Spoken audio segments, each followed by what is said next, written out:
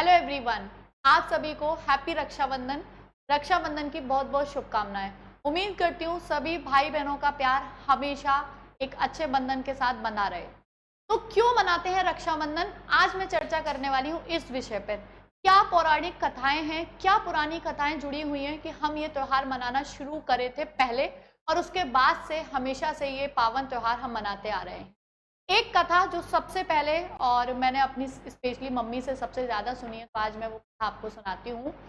बलि कौन थे? राक्षस कुल के थे ये। आप अगर मैं कुल की बात करूं तो यहाँ से अंदाजा लगा सकते हैं कि भक्त प्रहलाद के बारे में हम सब जानते हैं। भक्त प्रहलाद के नाती थे बलि। वो यज्ञ कर रहे थे, अश्वमेध यज्ञ। अश्वमेध यज्ञ की एक गिनती होती है कि इतने यज्ञ के बाद स्वर्ग लोक पर विजय प्राप्त की जा सकती। तो उनका 110वां यज्ञ जो था वो पूरा होने वाला था और वो स्वर्ग लोक की प्राप्ति के बड़े करीब थे।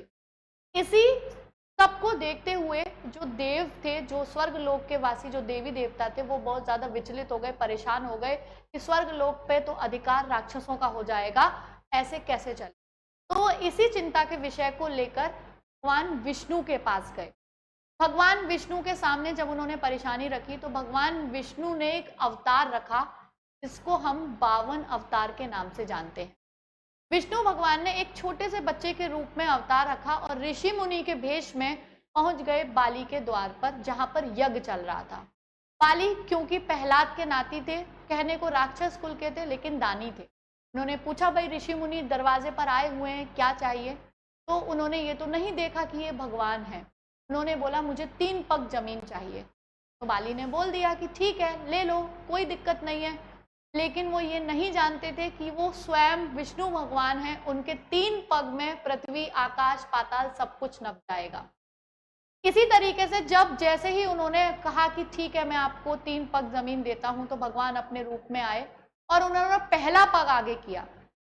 जैसे ही पहला पग आगे किया, उन्होंने स्वर्ग लोक को प्राप्त कर लिया। दूसरा पग आगे करने के बाद उन्होंने पृथ्वी लोक पर विजय प्राप्त, पृथ्वी लोक को प्राप्त कर लिया। जब बलि ने ऐसा देखा कि भगवान तो ये क्या करे, एक स्वर्ग भी ले लिया, पृथ्वी भी ले ली, अब मेरे पास देने के लिए क्या है, तो उन्होंने जैसे ही वो और आगे बढ़े तो उन्होंने अपना सिर भगवान के नीचे रख दिया, जैसे आप इसमें देख सकते। नतमस्तक हो गए कि भगवान तीसरा पग अब आप मेरे सिर पर रख दो।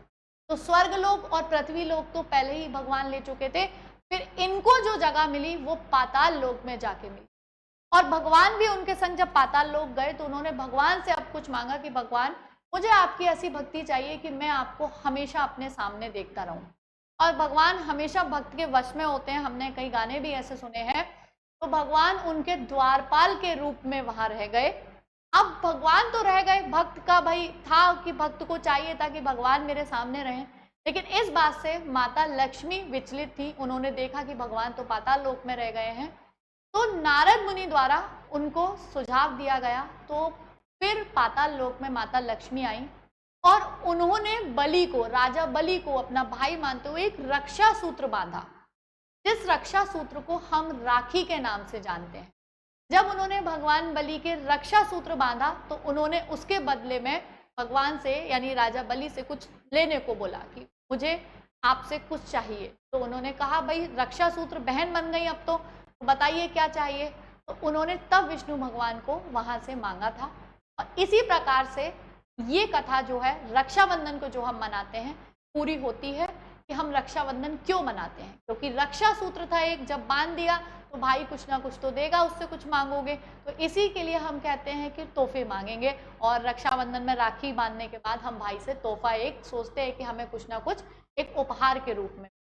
इसी के पीछे एक छोटी सी कथा और है जो महाभारत के पौराणिक उससे जुड़ी हुई है। शिशुपाल जो कृष्ण जी की बुआ का बेटा था, खराब न था, अच्छा नहीं था आचरण में, गालियां गलौज करता था और भला बुरा बोलता था।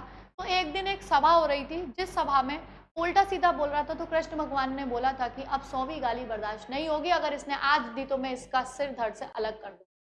लेकिन वो नहीं माना और भगवान ने उसका जो सिर था उसको धड़ से अलग कर दिया। तो जब चक्र, सुदर्शन चक्र जिससे भगवान ने उसका गला काटा, जब वो भगवान के पास लौट के आया, उनकी उंगली कट गई और जब उंगली कटी तो द्रौपदी वहां पर थी। द्रौपदी ने अपनी साड़ी का चीर लेके भगवान को बांधा था, जिस पर भगवान कृष्ण ने उन्हें रक्षा का वादा किया था कि अब कभी भी तुम्हें मेरी जरूरत होगी तो मैं हमेशा वहां पर उपस्थित रहूंगा। तो वो एक रक्षा सूत्र के रूप में इस कथा को भी माना जाता है कि यहीं से रक्षा सूत्र की पहचान होती है, और ये भी एक रक्षा सूत्र था। और हम सब जानते हैं कि जब द्रौपदी का चीरहरण हुआ था तो किस तरीके से भगवान कृष्ण ने उनकी पूरी और पूरी जो लाज थी वो बचाई थी। तो तभी से ये कुछ कथाएं हैं पौराणिक जिनकी मान्यता है, हम मनाते आते हैं रक्षाबंधन का त्यौहार हर श्रावण मास की पूर्णिमा को। तो फिर से मैं आप सभी को बहुत बहुत बधाई देती हूँ इस पावन पर्व की। उम्मीद करती हूँ आप सभी के रिश्ते भाई बहनों के हमेशा प्रेम पूर्वक आगे हमेशा चलते रहें। God bless you. और इसी के साथ भाई बहनों को कुछ तोहफा देना तो बनता है, और ये तोहफा अगर पढ़ाई से रिलेटेड हो तो और अच्छा है।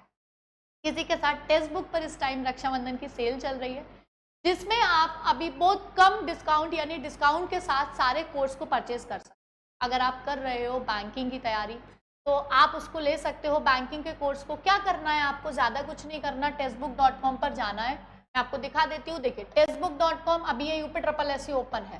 टेक्स्टबुक.com पर जैसे ही आप जाओगे, ठीक है, मैं आपको एक बार ओपन करके दिखाती हूँ।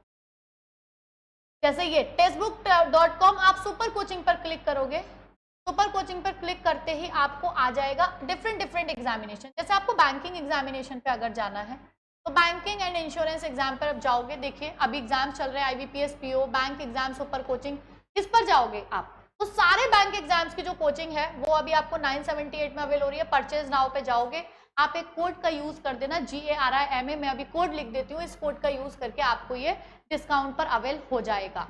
अभी 6+3 मंथ्स के साथ ऑलरेडी आपको 1064 का दिख रहा है। आप जो मेरा कोड लगा दोगे तो ये आपको वही बाहर वाले प्राइस पे हो जाएगा, मिल जाएगा GARIMA गरिमा, इस कोड का यूज।